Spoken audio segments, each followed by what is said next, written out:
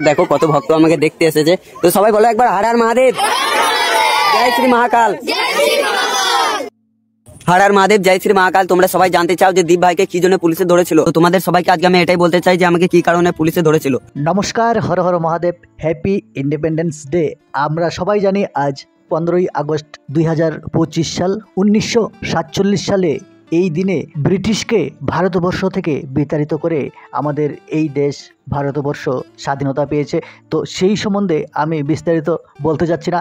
আজ আলোচনা করব দীপ ভাইকে কেন পুলিশ ধরে নিয়ে গিয়েছিল এবং কি হয়েছিল।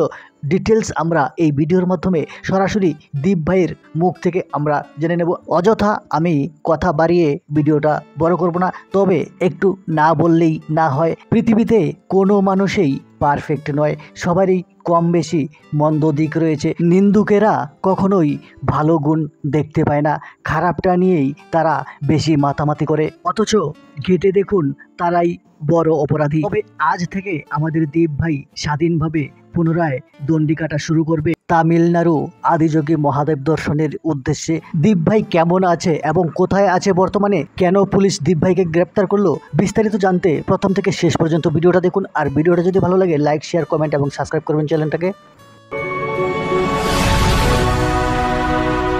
হর হর মহাদেব, জয় শ্রী মহাকাল। তোমরা সবাই জানতে চাও যে দীপ ভাইকে কি জন্য পুলিশে ধরেছিল। তোমরা তো সবাই জানো যে সেদিন আমাকে সিভি ভাই গাড়ি গিফট করেছিল, আর সেদিন ছিল শেষ সোমবার। সিভি ভাই বোলপুর থেকে গাড়িটা নিয়ে এসেছিল, আর বোলপুরের ড্রাইভার ছিল, তো তারা সেদিন বাড়ি যাবে।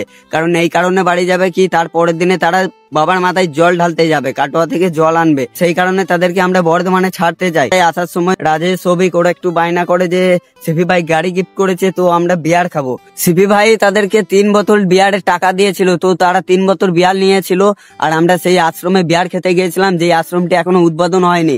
আর ওই আশ্রমের চারিপাশে আপনারা যদি ঘুরে দেখেন তো দেখবেন যে আশ্রমের চারিপাশে হয়তো 2-3 বস্তা বিয়ারের মদের বোতল হবে। তবে এটা জানি যে আমার ভুল হয়েছে, সত্যি আমার ভুল হয়েছে। আর সাংবাদিক তারা তাদের কাজ করেছে, পুলিশের কাজ করেছে। তো গাড়ির পেপার সবকিছু ছিল, আর থানা থেকে এই কারণে গাড়িটা ছাড়ে নাই। মেন কথা হচ্ছে যে গাড়িটা তখন আমার নামে হয়নি, তো এখন গাড়িটা আমার নামে হয়ে গেছে। গাড়িটা আজকে আমি আনতে এসেছি, তো গাড়িটা আজকে নিয়ে যাব। আর কাল সকাল থেকে আমি দণ্ডি কাটা স্টার্ট করব। তো হর হর মহাদেব, তোমাদের দীপ ভাই অনেক ভালো আছে। তো গাড়িটা আজকে নিয়ে যাবো, আর কালকে সকাল থেকে দণ্ডি কাটা স্টার্ট করবো। আর এই বন্ধুগুলোদের পাড়ায় ছিলাম আমি কিছুদিন বলতে 10-12 দিন ছিলাম, আর এত ভালোবাসা দিচ্ছে সেটা বলার নেই। জয় শ্রী মা। তো ফাইনালি গাড়িটা আমরা নিয়ে চলে এসেছি, আর দণ্ডি কাটতে বেরোবো কালকে 15ই আগস্ট। তো কাল থেকে দণ্ডি কাটা শুরু করবো, সকাল 8টা থেকে শুরু করব। আর কালকে আমি যেখানে শেষ করেছিলাম সেখান থেকে স্টার্ট করবো। আমরা এখানে চান করবো এখন, আর গাড়িটা বন্ধুরা ধুয়ে দিল।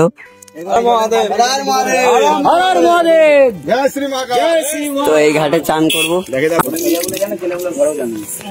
তো আমরা এখন চান টান করে ফ্রেশ হয়ে নিয়েছি, আর আমরা যাচ্ছি গাড়িটা পুজো করতে। কে আছি দেখো গাড়িতে, বাবুদা গাড়িটা চালাচ্ছে। হর হর মহাদেব।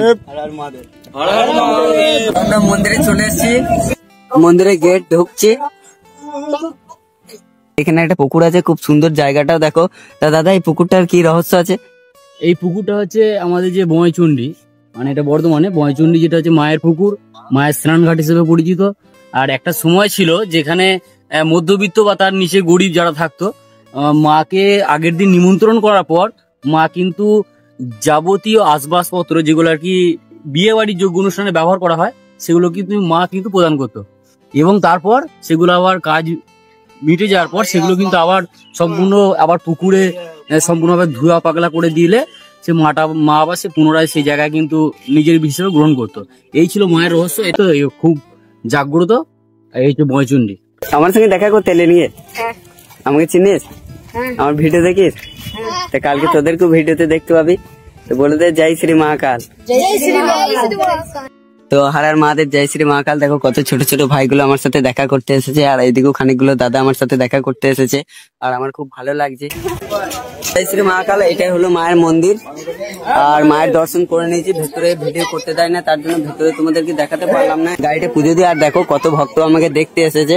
তো সবাই বলো একবার হর হর মহাদেব, জয় শ্রী মহাকাল। এটা মা, আর এটা মায়ের মা।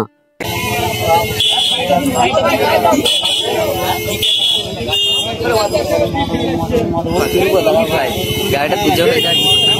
গাড়িটা পুজো হয়ে যাক দিয়ে তুলবো।